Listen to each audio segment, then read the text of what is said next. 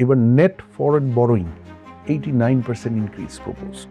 এবং হিস্টোরিক্যালি বোধহয় কখনো এটা হিউজ ইনক্রিজ, মানে 89%। বিশেষ করে এমন একটা সময়ে যখন আসলে আমরা সবাই মোটামুটি একমত এবং বর্তমানে সরকারের নীতি নির্ধারকরাও একমত যে ঋণের এক্সেসিভ রেটে ঋণ নেওয়ার কারণে বিগত বছরগুলোতে বোথ লোকাল এবং ফরেন দুটাই, হ্যাঁ, কিন্তু ওই যে বিদেশেরটা ফেরত দেওয়া কষ্ট বা কঠিন, ফরেন কারেন্সিতে দিতে হয়। ফরেন কারেন্সি চাপ তো পড়বে, limited supply, weak reserve, $30 billion only.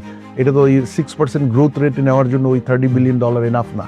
তাহলে 89% ইনক্রিজ হয়েছে। পাবো নাকি সেটা প্রজেক্টেড ইনক্রিজ, প্রজেক্টেড প্রপোজড এই বাজেট পাবো নাকি এটা পরের কথা। আমার কথা হলো যেহেতু অলরেডি একটা কনসেনসাস আছে এবং সরকারও এটার মধ্যে ইন এগ্রিমেন্ট যে ঋণটা পূর্বের বছরগুলোতে অত্যাধিক বাড়ায়, আমাদের রিপেমেন্ট প্রেশার খুব এক্সেসিভ লেভেলে চলে গেছে, সুতরাং সামনের দিনের ঋণ খুব ভেবে চিন্তে নিতে এবং হবে। আমি করি আমি গত 2 দিন আগেই দেখলাম যে জাপান তার ইন্টারেস্ট রেটও কিন্তু বাড়িয়ে দিয়েছে। অতএব আগের মতো কিন্তু আমরা এখন খুব কনসেশনি রেটে পাবো না। আমাদের মোটামুটি আমরা তো লোয়ার মিডল ইনকাম কান্ট্রি হয়ে গেছি 2016-17-তে ওয়ার্ল্ড ব্যাংকের অ্যাসেসমেন্টে।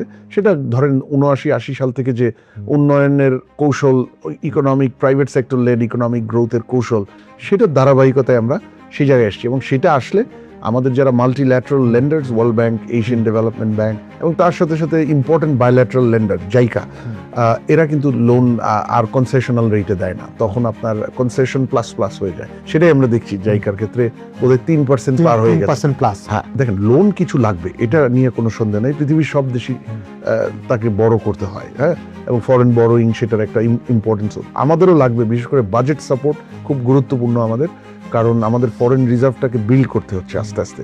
19-20 থেকে $30 বিলিয়ন নেট রিজার্ভে এসছে, বাট এখনো যথেষ্ট নয়। তো সেটার জন্য বাজেট সাপোর্ট লাগবে।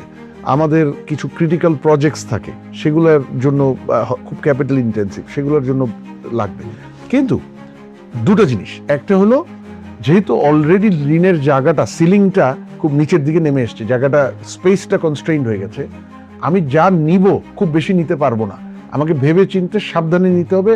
একেবারে critical economic return, human capital return বা খুব ক্রিটিক্যাল জাতীয় কোনো ইমপ্রুভমেন্ট, ক্যাপাসিটি ইমপ্রুভমেন্ট, ইনফ্রাস্ট্রাকচার অথবা জ্বালানির মূল্য পরিশোধ, এই ধরনের ক্রিটিক্যাল নিড ছাড়া আমার মনে হয় এক্সেসিভ বা যত্রতত্র লোনটা নেওয়া আরো কয়েকটা বছর আমরা অন্তত, এটা এমনিতেও গুড প্র্যাকটিস না, বাট অন্তত কয়েকটা বছর অত্যন্ত ভেবে চিন্তে খুব কৃপণের মতো লোন নিতে হবে আর কি, মানে খুব রিস্ক অ্যাভার্স কনজারভেটিভ ওয়েতে লোন নিতে হবে। এটা হলো একটা। আর সেকেন্ড যেটা আমি নিব সেটা যাতে কনসেশনাল টার্মসে হয়, মানে বর্তমান অবস্থার মধ্যে যতটা কনসেশনাল টার্মস আসতে পারে, মানে লোয়ার মিডল ইনকাম কান্ট্রি, মানে আমি যেগুলো হার্ড টার্মসের লোন সেগুলো অ্যাভয়েড করবো। মাল্টিল্যাটারালদের থেকে নিলে সেগুলো 25-30 বছর হয়, আগে 40 বছর হতো যখন বাংলাদেশ লোয়ার ইনকাম কান্ট্রি ছিল। তারপরেও 25-30 বছর ইজ বেটার দেন ধরেন হার্ড লোন যেগুলো 5-7 বছরে দিতে হয়, 3%-এর আশেপাশে নিতে হচ্ছে, still better than 6-7% suppliers credit বা হার্ড লোন।